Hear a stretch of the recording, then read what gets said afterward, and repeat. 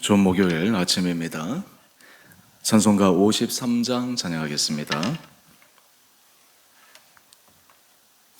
예수는 나의 힘이요 내 생명 되시니 구주 예수 떠나 살며 죄 중에 빠지리 눈물이 앞을 가리고 내 맘에 근심 쌓일 때 위로하고 힘주시리 주 예수.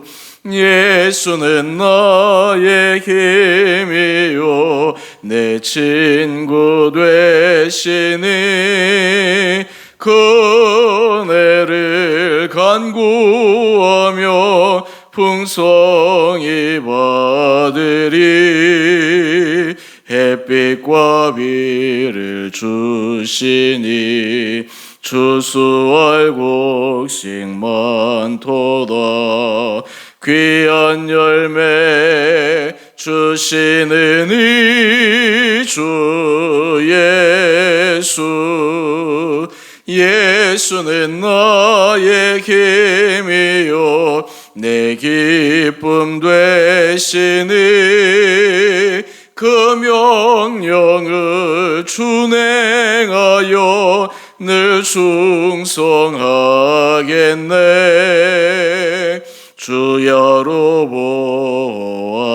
보호하시며 바른 길 가게 하시니 의지하고 따라가리 주 예수.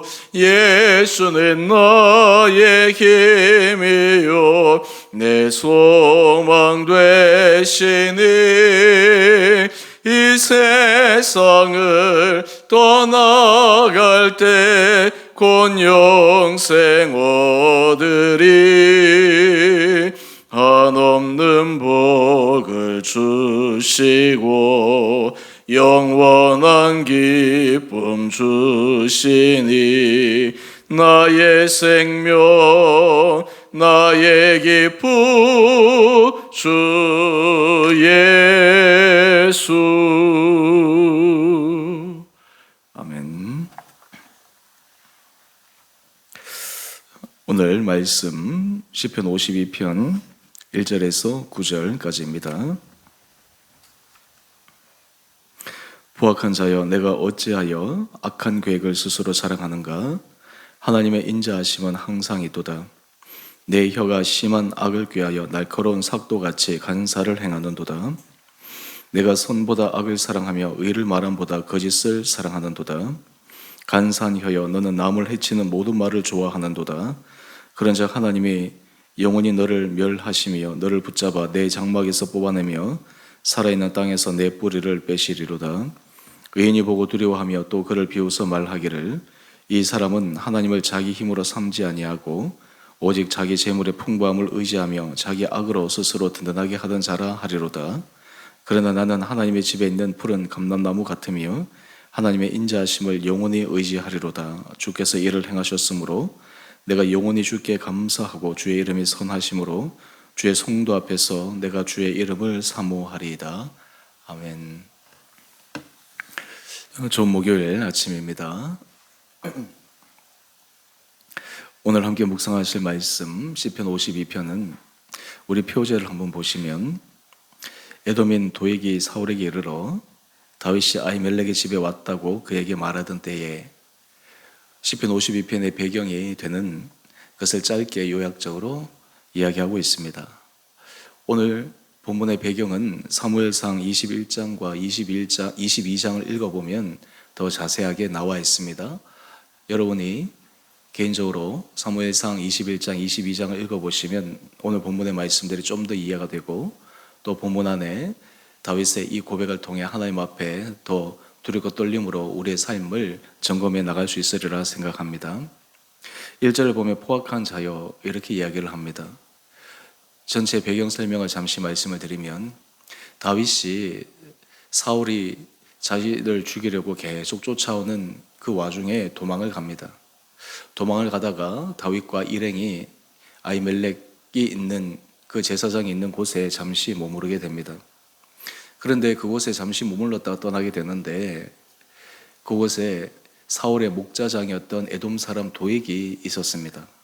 사울은 계속해서 다윗이 어디에 있는지 수소문을 하고 있었습니다. 요즘 같으면 정보 기술이 발달되어서 위치 추적이라든지 쉽게 찾아낼 텐데 당시에는 인편을 통해서 그 수소문을 찾아내야 되지 않겠습니까? 사울 주변에 다윗에 대해서 좋게 생각하는 신하들도 많이 있었습니다. 그런데 사울이 워낙 다윗을 미워하고 죽이려고 하니까 그 앞에서 면전에서 감히 속에 있는 속내를 드러내놓고 말하는 신하들도 많지 않았습니다. 이때 도액은 자신이 사울에게 큰 공을 세울 기회가 찾아왔다 스스로 생각을 했습니다. 그리고는 사울에게 이야기를 합니다. 다윗이 아히멜렉 그 제사장 집에 들렀습니다. 사울이 그 얘기를 듣고 즉시 그곳에 찾아갑니다. 그리고 아히멜렉과 함께 대화를 나눕니다. 내가 지금 다윗을 추격하고 쫓아가는 것을 모르고 있느냐. 근데 아히멜렉이 참 재밌는 얘기를 합니다. 다윗은 충성스러운 신하입니다. 사울을 위해서 지금까지 한 번도 잘못한 일이 없고 왕 앞에서 지혜롭게 행하던 자입니다. 사울이 그 말을 들었을 때 참 얼마나 맞는 말이긴 하지만 괘씸스러운 말입니까? 여러분, 사람이 한번 마음을 잘못 먹게 되면 정확한 사실을 보지 못합니다. 다윗이 사울에게 잘못한 것이 아니라 문제는 사울의 시기심 때문에 일어난 것입니다. 그 근원은 골리앗을 죽이고 돌아왔을 때 백성들이 사울의 죽인 자는 천천히요 다윗을 죽인 자는 만만이다 라고 하는 그 백성들의 칭송을 듣고 그때부터 마음의 시기심이 일어난 것입니다. 사울은 이러한 시기심으로 인해 그 제사장들이 잘못한 것도 없는데 죽이라고 명합니다. 그런데 주변의 신하들 가운데 제사장을 죽이려고 누가 선뜻 나서겠습니까? 이때 나선 사람이 누구였을까요? 바로 도액이었습니다. 무려 그곳에 있던 제사장 85명을 도액이 죽였습니다. 바로 이러한 도액을 지금 포악한 자여라고 이야기하는 것입니다. 세상을 살아갈 때 우리는 하나님 앞에 선한 일을 행하며 살아가야 되지만 많은 경우에 사람들이 악한 일을 하며 살아가는 사람들도 있습니다. 어떤 사람은 어쩔 수 없이 그 일에 동참하지만 어떤 경우에 사람들은 의도적으로 그 악을 행하는 사람들도 있다라고 하는 것입니다. 바로 이러한 부류의 사람들, 도액과 같은 사람들을 가리켜 포악한 자라고 이야기를 합니다. 그런데 이 도액이 보여준 그 악인의 모습 계속해서 보십시다. 2절 말씀입니다. 내 혀가 심한 악을 꾀하여 날카로운 삭도같이 간사를 행하는도다. 지금 도액은 그 말이 간사한 말을 행하는 그런 악인의 전형적인 모습을 보이고 있습니다. 4절 보시죠. 간사한 혀여 너는 남을 해치는 모든 말을 좋아하는도다.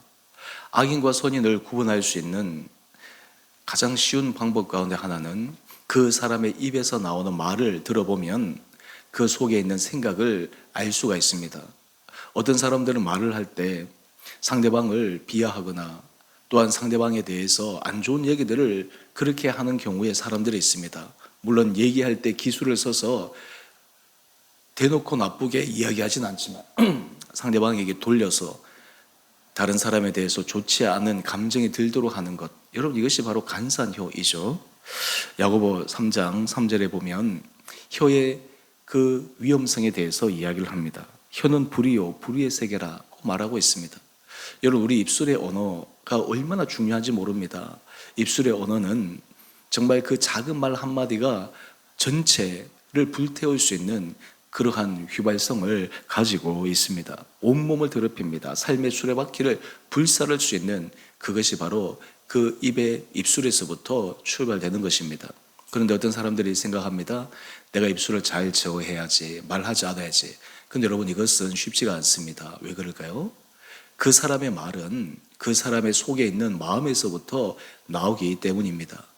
처음에는 사람들에게 내 입의 말을 통해서 좀 가식적으로 좋게 보일 수 있습니다. 하지만 시간이 지나면 자신의 본 생각들, 마음이 입으로 드러나게 되어져 있는 것이에요. 그래서 자기의 속에 있는 것들이 말로서 나오게 됩니다.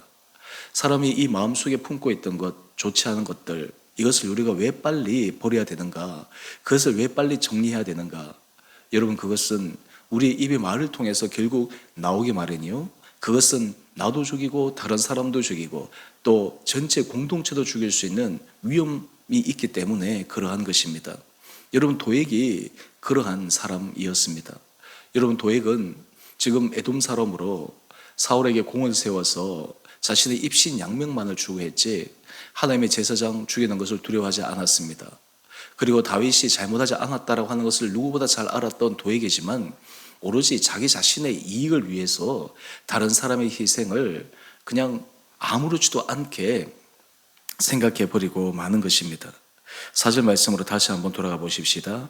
간산 혀여 너는 남을 해치는 모든 말을 좋아하는도다. 우리가 입술로 다른 사람을 해치는 말, 다른 사람을 위해하는 말, 이런 말은 정말 우리는 조심해야 합니다. 상대적으로 이것을 이겨낼 수 있는 방법은 우리 믿는 성도들은 말을 할 때 하나님 앞에서 사람 앞에서 있다 생각하고 좋은 말을 해야 합니다.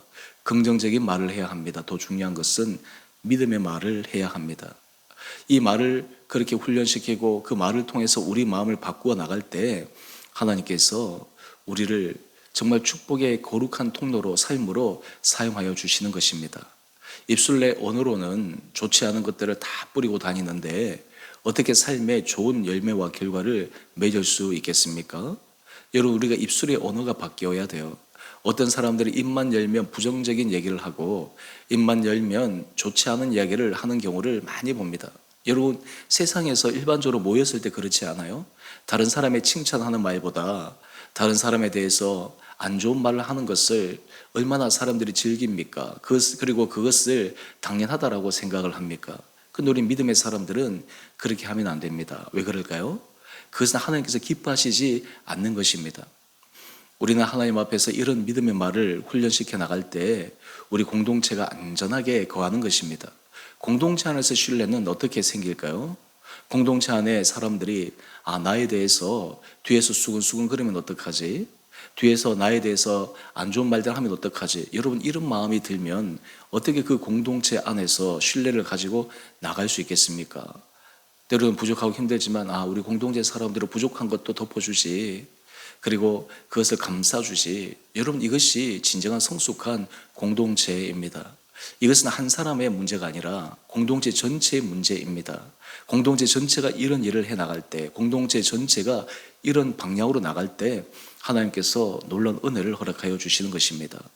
마귀가, 악한 사자가 공동체를 무너뜨리는 그 첫 번째 길은 무엇인지 아십니까? 한두 사람의 입에서 나오는 말로 그 공동체 전체를 무너뜨리는 것입니다.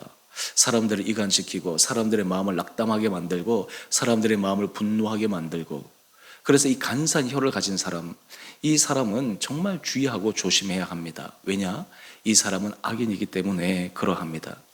이러한 사람들을 향해서 다윗은 하나님 앞에서 어떤 태도를 취했을까요? 5절 말씀입니다. 하나님이 영원히 너를 멸하시며 너를 붙잡아 내 장막에서 뽑아내며 살아있는 땅에서 내 뿌리를 빼시리로다. 여러분, 우리가 사람에게 내 힘으로 맞서서 어떤 일을 보응해야 되겠다라고 생각하는 것은 지혜롭지 못한 방법입니다. 하나님의 심판에 맡기는 것이에요. 내가 하는 것보다 하나님의 심판에 맡길 때 사실 그것은 더 무서운 일입니다. 왜 그럴까요? 하나님의 심판은 너무나 공명정대하시기 때문에 그 사람이 행한 일대로 하나님께서 심판하시기 때문입니다. 여러분, 이것을 우리가 믿을 때 하나님 앞에서 내가 자칫 잘못해서 내 스스로가 어떤 문제를 풀려다가 더 악한 일을 저지르게 되지 않는 실수에서 빠져나올 수 있게 됩니다. 계속해서 말씀을 한번 볼까요? 이런 사람들은 의인이 보고 두려워하며 또 그를 비웃어 말합니다. 7절입니다. 이 사람은 하나님을 자기 힘으로 삼지 아니하고 오직 자기 재물의 풍부함을 의지하며 자기 악으로 스스로 든든하게 하던 자라 하리로다. 여러분, 도액이 그러한 사람이에요. 하나님을 두려워하지도 않습니다. 하나님을 의지하지도 않습니다. 그러니까 하나님의 제사장을 무려 85명이나 죽이는 일에 그가 솔선해서 참여한 것입니다. 이 사람은 중요한 것이 무엇일까요? 자기의 재물의 풍부함입니다. 사울에게 받을 보상입니다. 그것으로 자신의 당대는 어떻게 살아갈지 모르겠지만 그의 이름은 성경에 악인의 대표적인 사람으로 기록되는 것입니다. 여러분, 이것이 하나님 앞에서 받는 심판의 무서운 내용입니다. 자기 힘으로 살아가는 사람, 그리고 자기가 가지고 있는 것이 자신의 삶을 안전하게 붙들어 줄 수 있다라고 착각하는 사람, 여러분, 그것은 정말 바람에 겨가 날리듯 한순간에 다 날아가 버리고 마는 것임을 사람들이 모릅니다. 사람들은 마치 재물이 안전자산인 것처럼 생각합니다. 그런데 결코 안전자산일 수가 없습니다. 이 세상에 안전자산이 뭐가 있습니까? 사람들이 안전하다고 생각하는 것, 근데 그것조차도 거기에는 위험성이 얼마든지 있다라고 하는 것입니다. 확률적으로 안전하냐 안전하지 못하냐의 차이지. 하지만 가장 안전한 것은 어디에 있습니까? 하나님께 있는 것입니다. 제가 지난주에 설교 말씀을 할 때 우리가 하나님 앞에 부유한 삶을 살아야 된다. 그렇다고 해서 하나님께서 우리들에게 모든 것들을 그냥 하나님과 이웃을 위해서 다 내어놓고 마치 옛날 성 프란시스가 그랬던 것처럼 완전히 극단적인 청빈의 삶을 살라고 말씀하지 않으십니다. 이미 우리에게 있어야 될 것, 필요한 것, 또 우리의 삶에 풍부한 것들을 하나님이 주기를 원하십니다. 마음의 중심은 그것이 우리의 삶의 안전판이 되면 되지 않는다라고 하는 것입니다. 하나님 앞에 부유한 삶을 살고 하나님 앞에서 안전한 삶을 살기를 믿음으로 고백해야 합니다. 왜 그럴까요? 세상의 것들을 우리가 안전판으로 삼게 되면 하나님을 마음속에서 밀어냅니다. 하나님 앞에 서지를 않습니다. 하나님의 은혜를 구하지 않습니다. 왜냐? 하나님께서 은혜를 주시지 않아도 내 힘으로 내가 눈에 보이는 것으로 살아갈 수 있다라고 생각하기 때문이죠. 근데 거기에는 많은 수고와 괴로움이 따를 뿐입니다. 그래서 불교에서 얘기하는 것처럼 이것이 바로 인생의 고입니다. 불가능한 것을 가능하다고 생각하는 것, 내가 삶을 통제하지 못하는데 내 스스로 삶을 통제할 수 있다라고 착각하는 것, 안전하지 않은데 마치 그것이 안전한 것이냐 그것을 붙들고 살아가는 것, 여러분, 이것이 하나님 앞에서 지혜롭지 못한 삶입니다. 반대로 하나님 앞에 하나님을 의지하며 살아가는 사람의 모습은 무엇일까요? 8절 말씀입니다. 그러나 나는 하나님의 집에 있는 푸른 감람나무 같으며 하나님의 인자하심을 영원히 의지하리로다. 우리 사랑하는 주님의 성도들이 인자하신 하나님을 영원히 의지하는 믿음의 고백이 날마다 여러분의 심령 가운데 있게 되기를 간절히 소망합니다. 여러분, 사람을 의지하고 살아갈 수는 없습니다. 내가 갖고 있는 것을 의지해서 살아갈 수는 없습니다. 인자하신 하나님을 의지해야 합니다. 하나님은 사랑의 하나님이시요 자비로우신 하나님이시요 정말 우리보다 섬세하시는 그러한 분이십니다. 그분을 의지하여 갈 때 우리의 인생이 모든 상황 가운데서 안전하게 거할 수 있는 것입니다. 그 결과 우리 9절 말씀을 한번 볼까요? 주께서 이를 행하셨으므로 내가 영원히 주께 감사하고 주의 이름이 선하심으로 주의 성도 앞에서 내가 주의 이름을 사모하리로다. 여러분, 하나님을 의지하며 살아가면 마음속에 감사가 일어납니다. 하나님을 의지하며 살아가면 하나님이 주시는 마음의 기쁨이 일어납니다. 하나님을 내 삶의 가장 중요한 분으로 의지하지 않고 다른 것을 의지하게 될 때 우리 안에는 감사보다 불평하는 마음이 일어납니다. 감사보다 원망의 마음이 일어납니다. 안 좋은 부정적인 감정이 내 마음을 완전히 감쌀 수 있게 됩니다. 오늘 교태 제목을 한번 보실까요? 간사한 혀에 임하는 영원한 심판. 오늘 도에게 보여준 그 삶의 너무나 잘못된 모습, 나와는 상관없는 문제가 아닙니다. 나도 언제든지 이러한 유혹과 위험에 빠질 수 있는 연약한 자라는 것을 인정해야 합니다. 오늘 하나님 앞에 은혜를 구하며 특별히 우리가 사순절 기간 동안 하나님 앞에서 더 거룩하고 경건한 삶을 살아가고자 결단하는데 바로 그 방법으로 우리 입술에 오늘을 제어하고 그리고 우리 마음을 하나님의 기뻐하신 선한 마음으로 가꾸어 가는 은혜를 주님 앞에 구하는 귀한 하루 되시기를 주님의 이름으로 축원드립니다. 함께 기도하겠습니다. 사랑의 주님, 참으로 감사합니다. 오늘 사무엘상 21장, 22장 이 배경이 되는 하나님 앞에 도액이라고 하는 악인의 모습을 묵상했습니다. 그 입에 간사한 혀로 나오는 말들이 어떤 해를 끼칠 수 있는가를 살펴보았습니다. 주님, 날마다 두렵고 떨림으로 우리 입술을 제어하게 하여 주시고 무엇보다 우리 마음속에 하나님이 기뻐하시는 선한 마음을 품게 하여 주셔서 결국 우리 마음속에 품은 것이 입으로 나오게 마련인데, 우리 마음이 하나님 앞에 인정받는 좋은 거룩한 마음을 가짐으로 우리 입술의 언어가 덕을 세우는 데 쓰임받는 귀한 성도들 되게 하여 주시옵소서. 우리가 예수 그리스도를 믿는 자로 우리 입술의 언어가 다른 사람을 세우고 위로하고 사랑하는 덕을 세우는 말에 우리 입술이 쓰임받게 하여 주시고, 이런 은혜를 우리 온 성도들, 우리 주원의 교회 공동체에 부어 주옵소서. 주님, 우리 주원의 교회를 축복하여 주시고 이 교회가 하나님의 은혜 가운데 모든 성도들이 정말 믿음 안에서 길을 걸어가는 결단 있는 축복의 공동체 되게 하여 주시옵소서.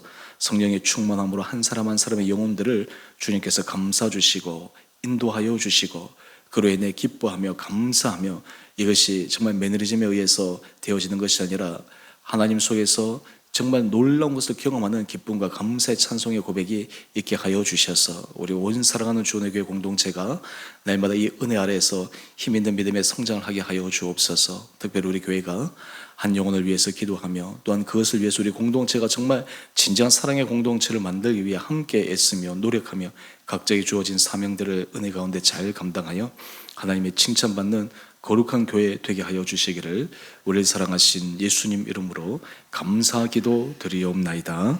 아멘. 하늘에 계신 우리 아버지, 아버지의 이름을 거룩하게 하시며 아버지의 나라가 오게 하시며 아버지의 뜻이 하늘에서와 같이 땅에서도 이루어지게 하소서. 오늘 우리에게 일용할 양식을 주시고 우리가 우리에게 잘못한 사람을 용서하여 준 것 같이 우리의 죄를 용서하여 주시고 우리를 시험에 빠지지 않게 하시고 악에서 구하소서. 나라와 권능과 영광이 영원히 아버지의 것입니다. 아멘. 오늘도 믿음 안에서 승리하시는 복된 하루 되시기를 바랍니다.